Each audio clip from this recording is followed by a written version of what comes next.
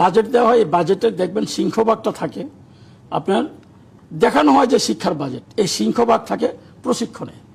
এই প্রশিক্ষণগুলি যে নিয়ন্ত্রণ করে যারা, তারা আমলারা এখানে সবচেয়ে বেশি আপনি যখন অফিসে যাবেন, সচিবালয়ে যান, আমলাদের পাবেন না।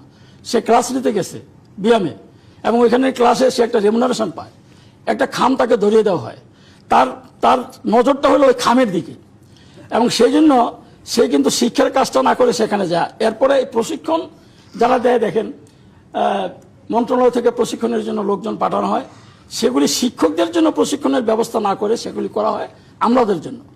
সিনিয়র সহকারী সচিবরা পাঠায়, উপসচিবরা পাঠায়, জয়েন্ট সেক্রেটারি পাঠায়, অথবা এর চেয়ে সিনিয়র কাউকে পাঠায়। যখন তারা আপনার প্রশিক্ষণ নিয়ে আসে, প্রশিক্ষণটা তো তারা নিয়ে আসলো শিক্ষার উপরে, কিন্তু সেই দেশ থেকে প্রশিক্ষণ নিয়ে আসার পরে তারে ফরেস্ট মিনিস্ট্রিতে ট্রান্সফার করে দেওয়া হলো। এখন উনি যে ট্রেনিংটা নিয়ে আসলো, এখন এটা বাঘেরে শিখাইতে হবে, ভাল্লুকটা শিখাইতে হবে, ছাত্রদের তো আর শেখানোর সুযোগ নাই তার, যেহেতু সে ফরেস্ট মিনিস্ট্রিতে বদলি হয়ে আসছে।